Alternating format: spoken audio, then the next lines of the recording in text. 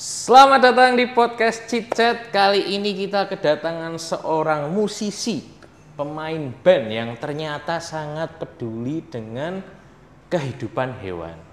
Siapa lagi kalau bukan, mari kita sambut founder dari Shaggy Dog, founder dari AFJ, Pak De Bandi. Selamat datang Pak De, kabarnya sehat? Sehat, alhamdulillah.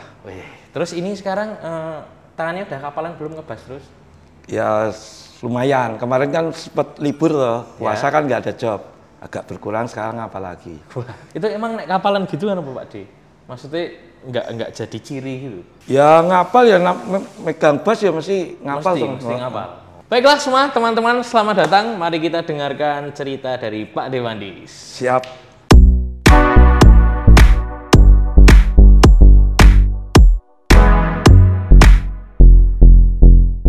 D ini berarti emang aslinya itu dari Saidan Clan? Saidan, aku sama, kalau di Shaggy Dog aku sama Richard, gitarisnya itu sepupuan sama dia. Oh, itu bapaknya dia, kakaknya ibu saya. Nah, mungkin kalau bisa diceritain dikit nih Pak D, dulu journey-nya membangun Shaggy Dog itu sampai bisa ngeband itu gimana? Dulunya sebenarnya aku udah ngeband duluan ya, aku ngeband duluan, terus kita sering nongkrong, terus aku ngeband sama Raymond dulu awalnya. Ada drummernya tapi belum Mas Yoyo. Belum Mas Yoyo. Terus ngajak Heru, ngajak Richard, ngajak Lili, terus ngajak Yoyo, terus itu jadi Shaggy Dog. Terus ini Pak D, setelah masalah perband-bandan ya, terus kan Pak D kan juga sekarang mungkin cukup dikenal karena Pak D itu vegan. Iya. Itu tuh mulai kapan Pak D itu tuh jadi vegan dan triggernya tuh sebenarnya apa? Aku jadi vegan tuh 2008 ya. Terus triggernya itu karena pacaran sama orang yang vegan. Oke. Terus sekarang menjadi istri. Wow. Oke. Dari itu. Tapi kan nggak langsung, aku baca buku juga. Baca buku tentang gimana toh seorang vegan tuh. Ya terus ya udah. Terus ngikutin karena terus udah sebagai istri tiap hari kan dimasakin tuh. Kebablasan sampai sekarang. Padahal dulu ya makan daging apa aja? Makan daging. Tapi mungkin di buku itu mungkin apa yang benar-benar kayak berpikir bahwa kita agent vegan ini lebih baik gitu? Ya yang jelas ada buat kesehatan juga ya. Terus aku baca juga itu ternyata orang Jogja, orang Jawa itu vegetarian aslinya. Oh zaman dulu? Iya zaman dulunya. Kayak gudeg itu kan sebenarnya buat zaman dulu perang ya. Oh. Ceritanya perang tapi cuma langka aja. Nggak ada ayam, nggak ada telur. Terus kalau orang Jawa itu untuk makan kayak ayam hewani gitu pas acara syukuran aja.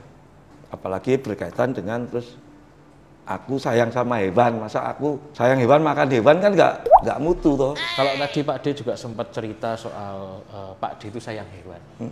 Sebenarnya hewan favoritnya Pak D itu apa? Dari kecil anjing. Dari kecil anjing. Tapi sekarang terus ada kucing juga tuh. Terus aku punya babi juga. Rescue dari Magelang. Mini pig kecil segini. Udah 5 tahun tapi. Sebelumnya punya namanya Ken besar, tapi babi meninggal. Iya. Rescue dari gempa Lombok kayak gitu. Itu ya keliling-keliling di rumah itu Pak D.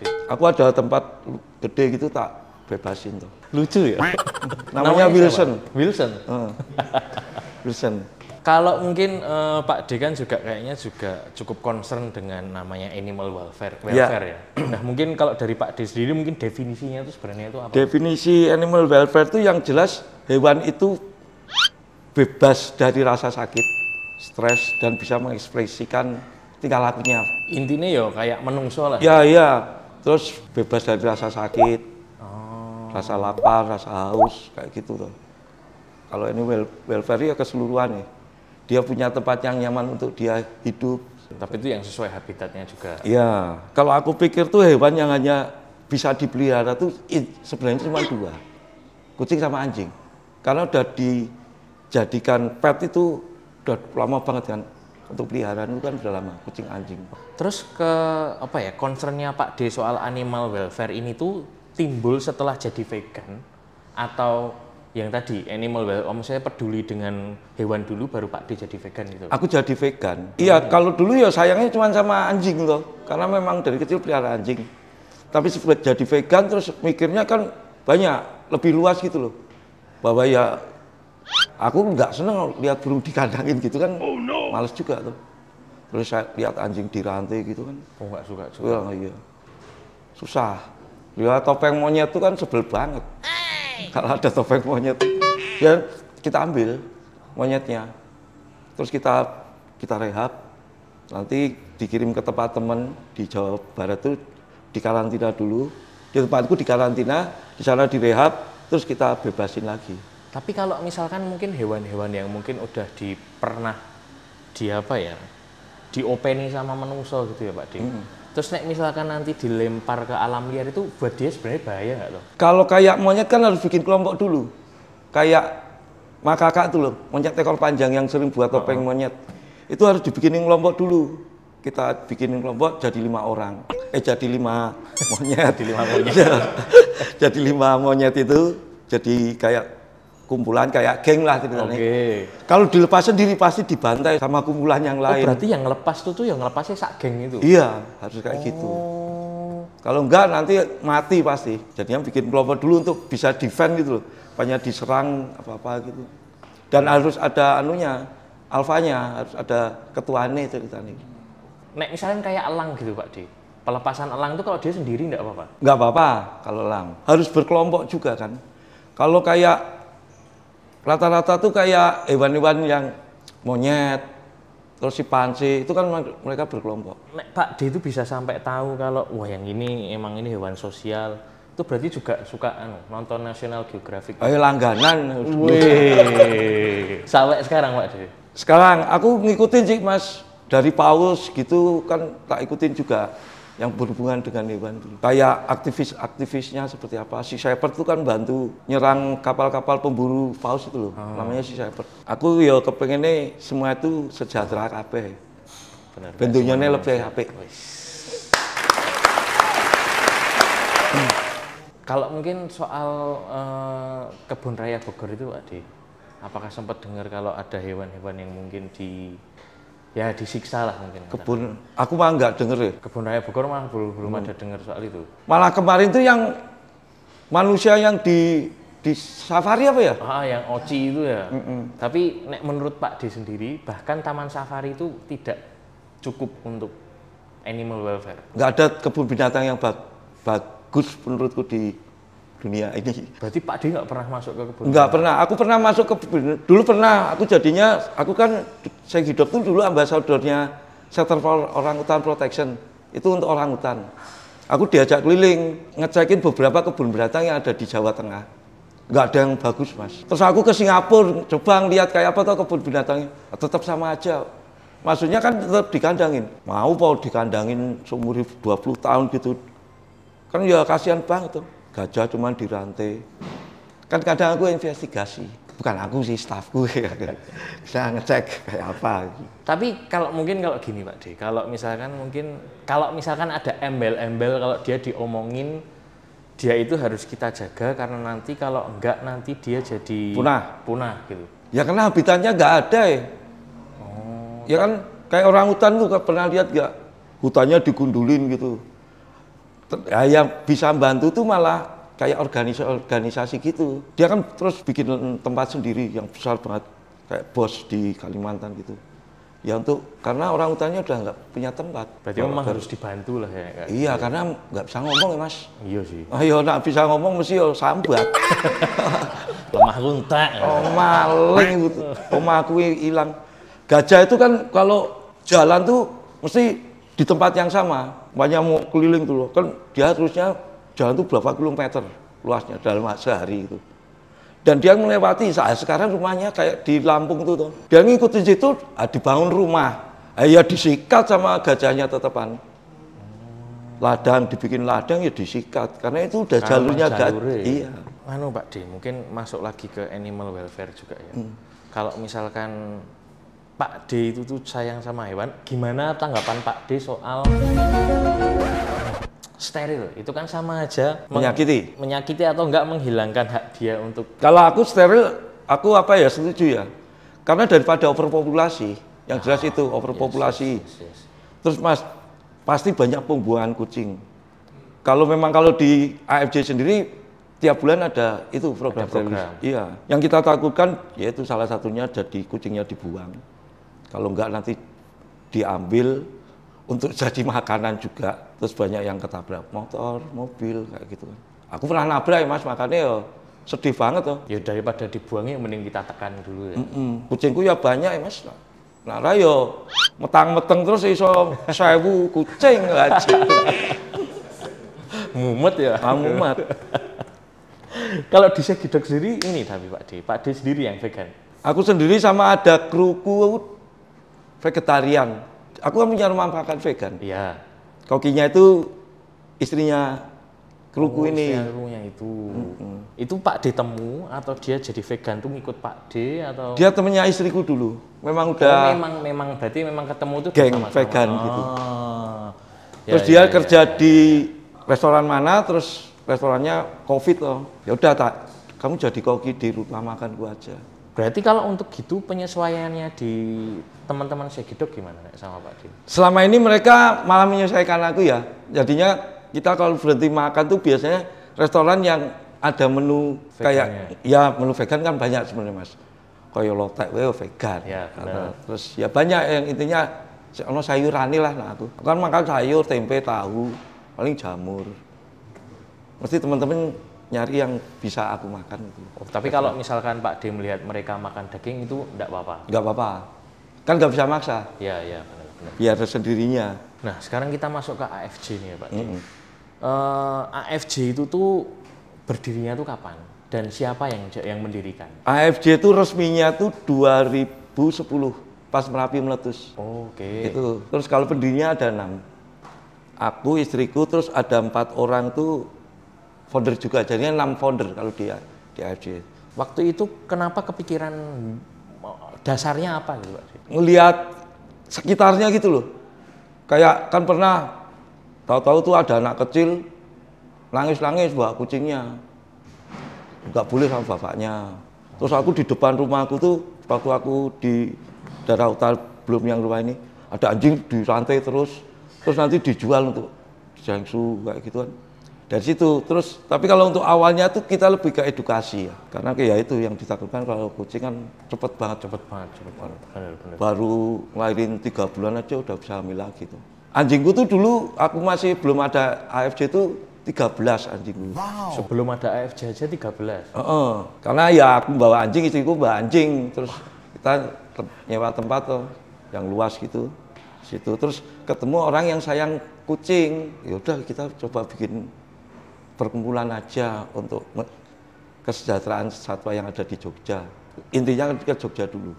Waktu itu kesulitannya apa membangun AFJ di awal-awal gitu Pak? Ini Mas, duit toh. Karena kita butuh kepengen ada program. Makanya bantingan 100.000 dulu tuh. Dari 6 orang itu. Buat edukasi sama saya real.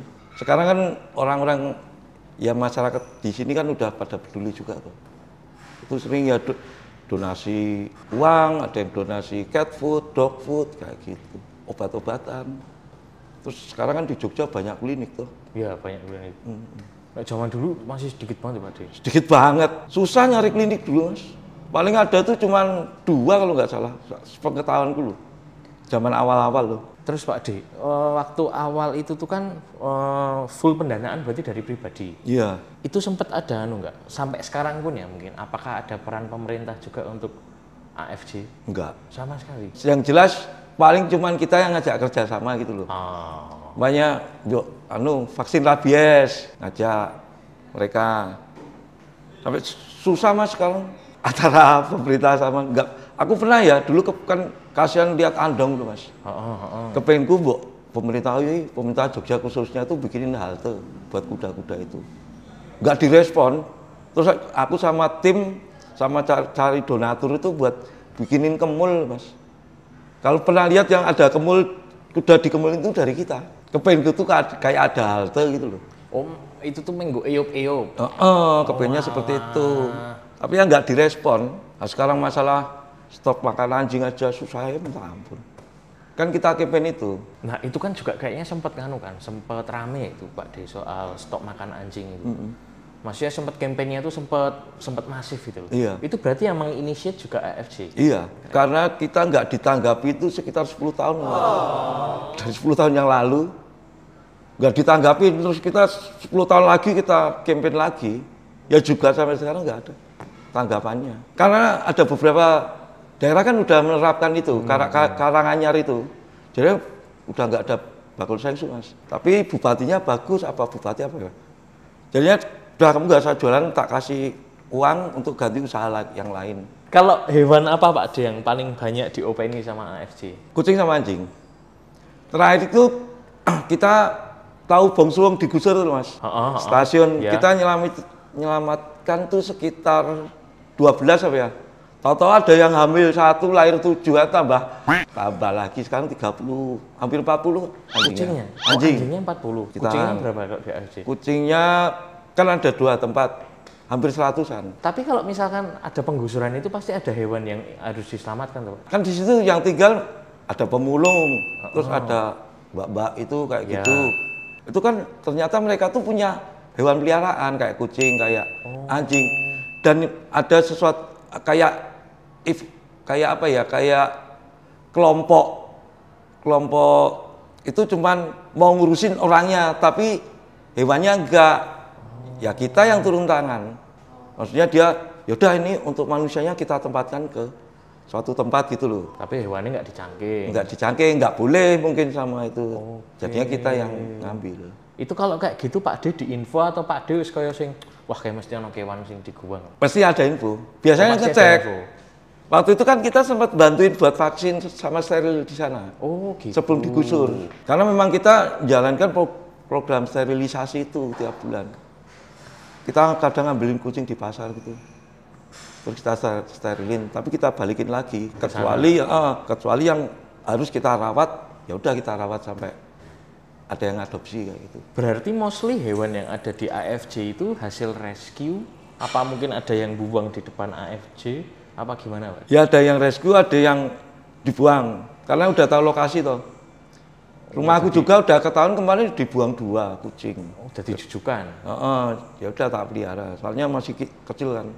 Sekarang juga kadang tuh ada kucing dewasa udah tinggal di tempatku. Jelas wis ono makme to, Mas. Tapi kita enek do mlebune kita ya ora ngerti Pak Denek tambah ya Pak. Pendataan kan tiap mesti ada. Tetap ada pendataan. Dari pegawaiku didata terus semua. Pokoknya ada yang baru didata. Dan per 3 bulan kan harus di obat cacing. Nah, selain babi Pak D, ada hewan unik apa aja yang pernah mampir ke AFC? Lebihnya cuman kucing, anjing sama monyet ya. Oh monyet. Kalau si Wilson itu kan aku yang pribadi. Pribadi. Aku punya ayam juga dari peternakan, tak rescue. Istriku sih rescue dari itu kandang baterai itu. Oh kandang baterai. Itu kalau nggak diselamatin kan dibunuh. Terus kita nyelamatin 4, tapi tinggal 3. Satunya dimakan ular. Tapi yo dia sama-sama hewan nggak apa-apa. Ya cuman ya gelo bae Mas. Istriku saya gelo ki. Mewek-mewek. Ini Jennifer, Caca, sapa mbuh lali. Potongane nggon penyanyi grup band wedok-wedok ning luar negeri Mas. Dijenengi kuwi. Lah yang kemakan itu yang Jennifer tadi. Jennifer yang meninggal. Kalau Pak D untuk di AFC sendiri ada apa aja programnya sekarang? Terus itu mungkin siapa yang bikin program, terus siapa juga yang ngeplan?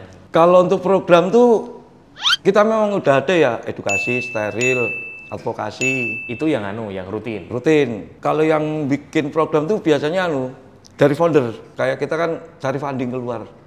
Kayak yang Cat Free itu kan program dari luar. Kita jalanin di sini karena Indonesia itu ya salah satu negara terbesar tapi belum melakukan hal-hal yang kayak contohnya ya ngomongin produk apa McDonald gitu.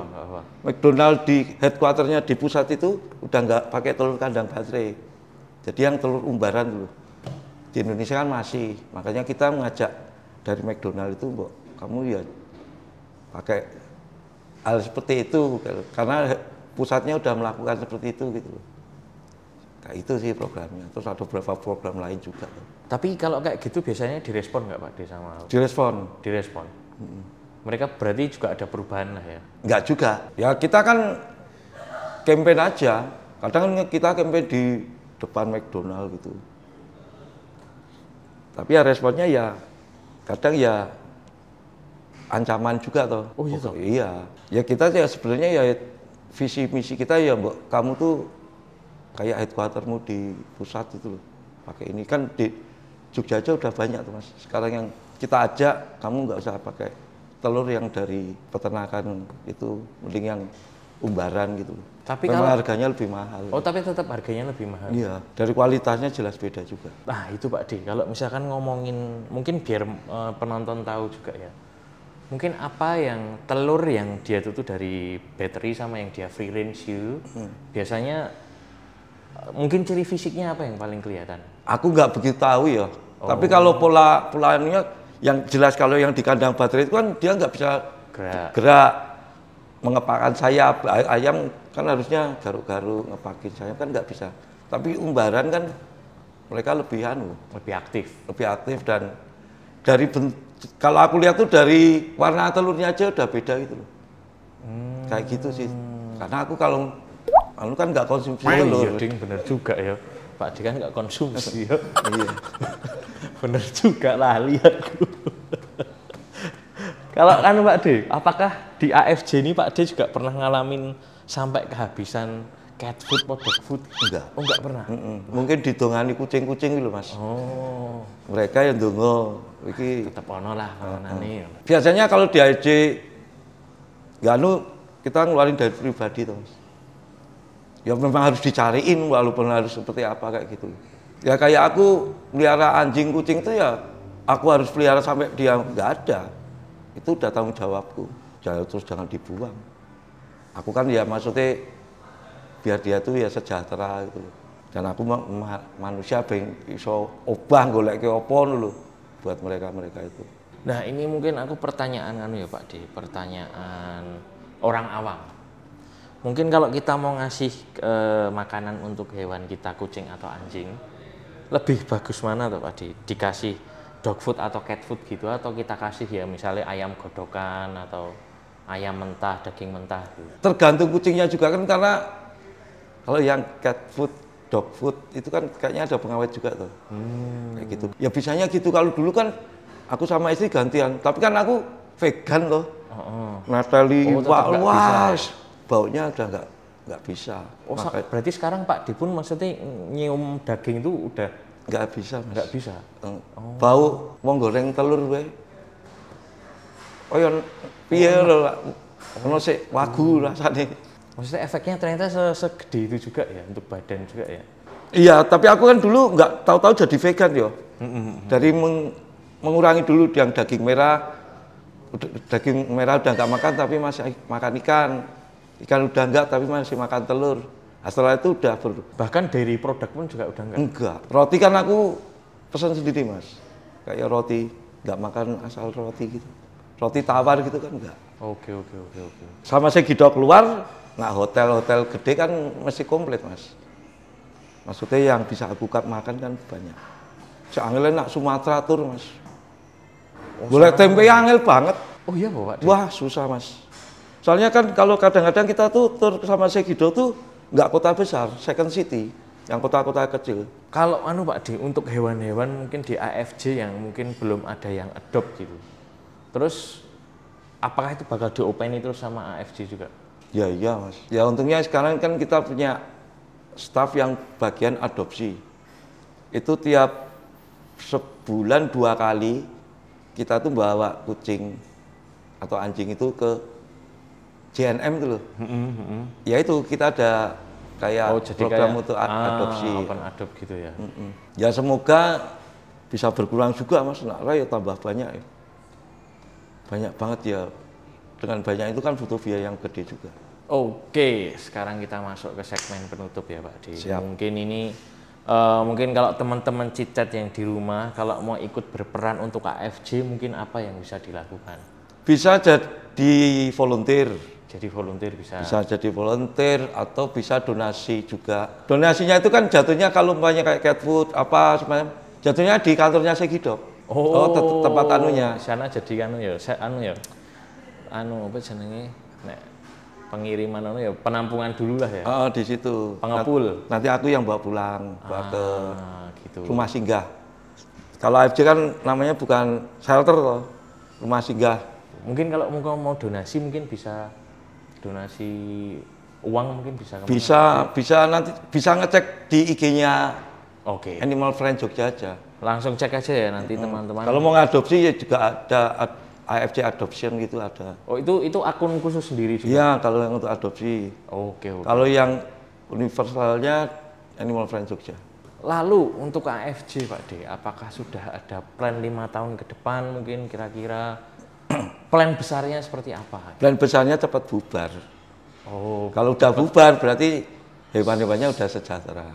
Benar sekali. Keren, Kan itu. Keren. Jadinya ya kalau dari AFJ sendiri udah punya secepatnya kalau bisa itu kita bubar. Artiannya berarti kalau kita bubar hewan semua itu udah sejahtera. Udah benar sejahtera. Ya terutama kucing anjing. Semoga bisa tetap semoga bisa segera terlaksana ya. Siap. Plan apa ya? Plannya tadi itulah. Ya. Speechless nantian. Nah kalau mungkin untuk Shaggy Dog dan Pak D sendiri mungkin ada plan apa Pak D? Kalau planning kemarin kita baru ngeluarin vinil ya. Ngeluarin vinil kerja sama-sama Dagadu. Untuk kedepannya kan yang pasti album juga tuh. Terus ya jalanin aja tur-turnya Shaggy Dog itu aja. Jadi untuk teman-teman ya jangan lupa pantengin Shaggy Dog juga, mungkin bisa dibeli juga vinilnya Shaggy Dog. Ya, bisa mampir ke markas Shaggy Dog juga. Mungkin Pak D kemarin kan juga kayaknya sempat ada berita kalau pemain saksofonnya Shaggy Dog sudah sedo. Nggih. Nah mungkin ada kenang-kenangan menarik apa sama Iya, beliau? Namanya tuh si Pam. Dia tuh pemain saksofon andalannya Shaggy Dog itu loh. Sepengetahuan saya dia tuh nggak ada sakit jantung, cuman sakit paru-paru, dan itu kita habis manggung di Banjarmasin sana, nggak ada kelihatan gimana-gimananya. Kita pulang, paginya dapat berita itu, pusing semua tuh saya. Ya gimana ya, kehilangan banget Shaggy Dog. Kita doakan juga untuk Mas Pam semoga diterima di sisi yang Tuhan yang paling baik lah. Iya. Gitu ya. Oke, kita akhiri untuk cerita kali ini, cerita dari Pak D Bandis yang menginspirasi kita juga ya untuk lebih peduli juga dengan sekitar kita, terutama hewan-hewan yang ada di sekitar kita.